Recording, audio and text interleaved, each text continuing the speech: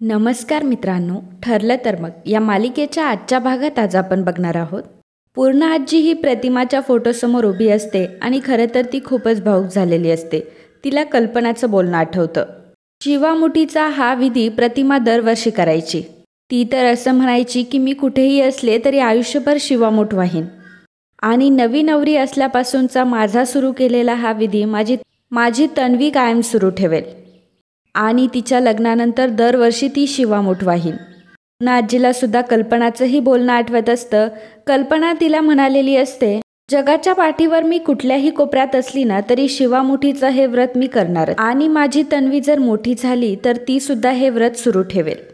तेवढ्यातच विमल पूर्ण आजीसाठी कॉफी घेऊन येते आणि पूर्ण आजीच्या डोळ्यात पाणी पाहून विमल पूर्ण आजीला विचारते की काय झालंय पूर्ण आजी. पूर्ण आजी म्हणते की काही नाही ग, प्रतिमाची आठवण आली. विमल म्हणते की मला माहिती आहे पूर्णाई, प्रतिमाताईंची आठवण आली नाही असा एकही तुमचा दिवस गेला नाही. पण खरं तर आता नका तुम्ही त्रास करून घेऊ. माफ करा मित्रांनो, पण जर तुम्ही चॅनलवर नवीन असाल किंवा अजूनही चॅनलला जर सबस्क्राईब केलं नसेल तर प्लीज सबस्क्राईब करा आणि बेल आयकॉनवरही क्लिक करा. स्टार प्रवाहावरील सर्व मालिका तुम्हाला आमच्या चॅनलवर बघायला मिळतील. धन्यवाद. तर इकडे प्रिया म्हणत असते की किल्लेदारला वाटतंय जर खरंच प्रतिमा परत आली तर ती खरंच मेली आहे ना, म्हणजे तुमच्याकडं तरी त्याचा पुरावा आहे ना. नागराज म्हणतो की प्रिया जे काही म्हणते त्यामध्ये अगदीच पॉईंट नाही आहे असंही काही नाही आहे. मैपत म्हणतो की तुला काय म्हणायचंय, मी माझं काम चोख केलं नव्हतं का. नागराज म्हणतो की तू नव्हतं केलं म्हणून तर ही वेळ आली आत्ता. साक्षी त्या दोघांनाही शांत करते. साक्षी त्यांना म्हणते की इतकं हायपर होण्याची काहीही गरज नाही आहे. जे कधी घडलं नाही किंवा घडणारही नाही त्यामध्ये आपापसात आपल्यामध्ये का वाद होत आहे. एवढ्यातच प्रियाला अस्मिताचा फोन येतो. प्रिया म्हणते की हा अस्मिता, मी येते, मी लगेचच निघते, बाय असं म्हणून ती फोन ठेवते आणि सर्वांना सांगते की ऐका, प्रतिमा येईल की नाही माहीत नाही, परंतु तिच्या मुलीला सरळ करण्याचा एक मस्त प्लॅन मिळाला आहे. मी आत्ता पटकन जाऊन येते. नागराज म्हणतो की हॅलो, प्रतिमाची मुलगी तू आहेस हे फक्त विसरू नकोस, नाहीतर मग पुन्हा काहीतरी गोंधळ घालून ठेवशील, जा तू.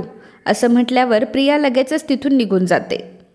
राकेश नागराजला विचारतो की प्रतिमा काकू खरंच परत येतील का. तर इकडे पूर्ण आजी रडत रडत विमलला सांगत असते की आज कल्पना महादेवाच्या मंदिरात गेली आणि माझ्या सगळ्या आठवणी ताज्या झाल्या.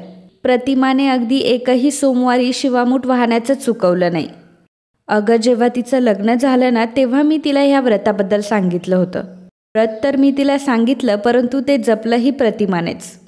तिने शेवटी माणसं जपली, सगळ्यांची मनं जपली, ती व्रत तर जपणारच होती. विमल म्हणते की पूर्ण आई, आज त्या जिथे कुठे असतील ना तिथे हे व्रत नक्कीच करतील. पूर्ण आजी म्हणते की पण ती माझ्या घरात का नाही आहे, ती का माझ्याबरोबर नाही आहे, ती का दुरावली माझ्यापासून. विमल म्हणते की पूर्ण आई, तुम्हाला वाटतंय ना त्या परत घरी येणार आहेत, तर त्या नक्की परत घरी येतील. पूर्ण आजी म्हणते की अगं पण कधी, मी पण थकली आहे ग आता. तर इकडे कल्पना आणि सायली दोघीही मंदिरात पोहोचलेल्या असतात. तेव्हा सायली म्हणत असते की आई, आज मंदिर किती छान सजवलंय ना. कल्पना म्हणते की हो अगं, नाहीतर इथे खूप गर्दी असते. अगं, कुठून कुठून इथे लोक दर्शनाला येतात, चल आपणही घेऊयात दर्शन, असं म्हणून दोघीही मंदिरात जात असतात. तर अस्मिता आणि प्रिया देखील तिथं आलेल्या असतात. कल्पना आणि सायली जात असताना चित्रा वहिनी त्यांना भेटतात. कल्पना सायलीला चित्रा वहिनींची ओळख करून देते आणि सांगते की ही चित्रा वहिनी, ही आपल्या बंगल्याच्या बाजूला राहायची. सायली लगेचच चित्रा वहिनींच्या पाया पडते. कल्पना म्हणते की बरं सायली तू पुढे हो, मी चित्रा वहिनीशी बोलून आलेच. आणि मग सायली लगेचच मंदिरात जाते. प्रिया आणि अस्मिताचं मात्र सायलीवर पूर्णपणे लक्ष असतं. प्रिया म्हणत असते की ह्या सायलीला धडा शिकवण्यासाठी काय काय करावं लागतंय. अस्मिता म्हणते की फक्त साडी नेसलीस तरी किती कटकट करतेस ग तू. मी तर सायलीची पूजा उधळून लावण्यासाठी वाटेल ते करायला तयार आहे. सायली आता दर्शनाच्या बारीला लागलेली असते. तेव्हा अस्मिता म्हणते की अगं ती सायली गेली सुद्धा पुढे, जा बरं तू पण पटकन. मी एक काम करते, मी मम्मावर लक्ष ठेवते आणि मम्मा इथून निघाली की मी तुला फोन करते. आणि अगदी ठरलं तसं कर, तू आत्ताच्या आत्ता इथून निघ बरं. तर इकडे पूर्णाजी म्हणत असते की तिची वाट बघण्यामध्ये किती वर्ष निघून गेली. आता माझे डोळे मिटण्याच्या आधी फक्त प्रतिमाचं एकदा मला दर्शन होऊ दे. तिला कोणीतरी सांगा ना की तिची पूर्ण आई ही तिच्या वाटेकडे अगदी डोळे लावून बसली आहे. तिला सांगा ना कोणीतरी. बाळा अगं प्रतिमा, तू कुठे आहेस नक्की, असं म्हणत पूर्ण आजी रडत असते आणि प्रतिमाच्या फोटोसमोर उभी असते. तर इकडे सायली ही दर्शन घेण्यासाठी बारीला लागलेली असते. प्रिया देखील तिच्या मागोमाग उभी असते. त्यानंतर आता एंट्री झालेली असते ती प्रतिमाची. प्रतिमाने मंदिराच्या बाहेर चप्पल काढलेल्या असतात आणि मंदिरामध्ये ती एंट्री करत असते. अगदी कल्पनापासूनच प्रतिमा गेलेली असते, परंतु कल्पनाचं लक्ष नसल्यामुळे तिला ती दिसत नसते आणि प्रतिमाने डोक्यावर सुद्धा ओढणी घेतलेली असते. अस्मिता ही मंदिराच्या एका बाजूला उभी असते आणि तिथून ती प्रियाला इशारे करत असते. कल्पना चित्रावहिनीशीच बोलण्यामध्ये दंग असते. आरी हळूहळू पुढे सरकत असते. सायली आता मंदिरामध्ये येऊन पोचलेली असते. तिच्या मागोमाग प्रिया देखील येते. प्रियाला काय करावं ते कळत नाही आणि प्रिया सायलीला जोराचा धक्का मारते. त्यामुळे सायलीच्या हातामध्ये असलेलं आरतीचं ताट हे खाली पडतं आणि त्यातील तांदूळ आणि सगळ्या गोष्टी देखील खाली पडतात. सायली आता खूपच घाबरलेली असते. सायली मनामध्ये म्हणत असते की आता शिवामूठ वाहण्याचं माझं व्रत कसं पूर्ण होणार. प्रतिमा आत्याने पाडलेला पायहंडा आता हा अपूर्णच राहणार. हे महादेवा, आता मी नक्की काय करू. गुरुजी दर्शनासाठी अगदी घाई करत असतात आणि ते म्हणत असतात की धान्य वाहा आणि पटकन बाजूला व्हा. सायलीला आता काय करावं ते समजत नसतं. सायली अगदी घाबरलेली असते आणि विचारांमध्ये मग्न असते. त्याचवेळी प्रतिमा ही मागून येते आणि तिच्याकडे असलेलं तांदूळ हे ती सायलीच्या ताटात टाकते. सायलीला खूपच आनंद झालेला असतो. सायलीचं आता शिवामूठ वाहण्याचं व्रत हे पूर्ण होणार असतं. सायली जेव्हा आभार मानण्यासाठी मागे वळते तेव्हा प्रतिमा ही निघून आलेली असते. प्रतिमा माघारी फिरलेली असते आणि कल्पनासुद्धा आता दर्शनाच्या बारीला लागलेली असते. प्रतिमा ही कल्पनापासूनच जात असते, परंतु प्रतिमाच्या डोक्यावर ओढणी असल्याने कल्पनाला ती ओळखू येत नाही.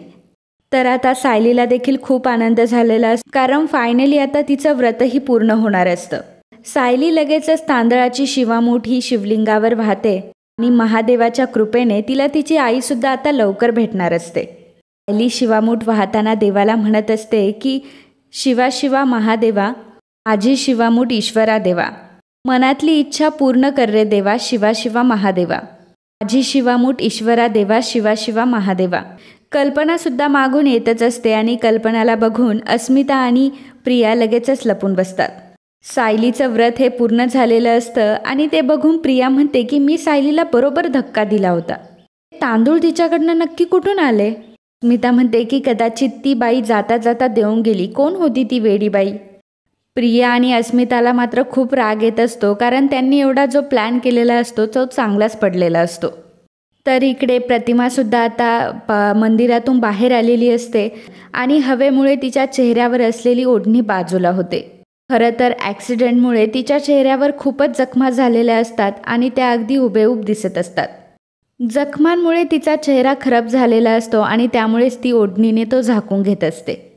तर सायली मंदिरामध्ये कल्पनाला म्हणते की आई तुम्ही पटकन माझ्यासोबत चला ना.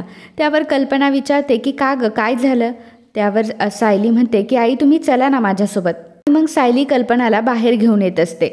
अस्मिता आणि प्रिया लगेचच माघारी फिरतात. खरं तर सायलीला प्रतिमाचे आभार मानायचे असते की जिच्यामुळे सायलीचं व्रत हे पूर्ण झालेलं असतं आणि त्यासाठीच ती कल्पनाला बाहेर घेऊन आलेली असते, परंतु तोपर्यंत प्रतिमा तिथून गेलेली असते. सायली आणि कल्पना आता दोघीही घरी आलेल्या असतात आणि सायली कल्पनाला म्हणत असते की खरंच त्या बाई कुठून आल्या आणि कशा आल्या मला काहीच माहीत नाही. खरं सांगू तर मी अगदी रडकुंडीला आले होते, परंतु फक्त त्यांच्यामुळे माझी पूजा पूर्ण झाली. कल्पना म्हणते की अगं पण सायली खरंच आश्चर्यच वाटतं हा. म्हणजे एवढ्या गर्दीमध्ये त्या बाईला दिसलं कसं काय की तुझ्या ताटातले तांदूळ संपलेत म्हणून. आणि मुख्य म्हणजे तिने तिच्याकडे असलेले सगळे तांदूळ तुला देऊन टाकले. त्यावर सायली म्हणते की बघा ना आई, ती बाई तर अगदी माऊलीसारखी माझ्यासाठी धावून आली आणि जेव्हा मी त्यांचे आभार मानायला गेले तेव्हा तर मला त्या भेटल्याच नाही. कोण असतील होत्या. त्यावर कल्पना म्हणते की काय माहिती. तेवढ्यातच विमल तिथे येते आणि विचारते की कशी झाली पूजा, शिवामूठ वाहिली ना. सायली म्हणते की हो, तर अगदी व्यवस्थित पार पडली पूजा. विमलताई तिथं अगदी एक छान चमत्कार झाला. तर इकडे प्रिया आणि अस्मिता ह्या दोघीही मंदिरातच असतात आणि प्रिया अगदी रागात असते आणि अस्मिताला म्हणत असते की ती बाई तिथे आलीच कुठून आणि हा चमत्कार झाला तरी कसा. मी सायलीला बरोबर धक्का दिला होता. तिच्या ताटामध्ये तांदळाचा एक दाणासुद्धा नव्हता. ती कोण, कुठली बाई मंदिरात अशी अचानक कशी काय टपकली. अस्मिता म्हणते की त्या बाईने आपला चांगलाच प्लॅन फ्लॉप केलाय. असल्या भलत्याच कुठल्या तरी बाईला आपल्याकडचे तांदूळ देण्याची काय गरज होती. प्रिया म्हणते की आपण सायलीला धडा शिकवण्याचा इतका प्रयत्न करतोय परंतु काहीच उपयोग होत नाहीये. कोणी ना कोणीतरी तिच्या मदतीला धावून हे येतच.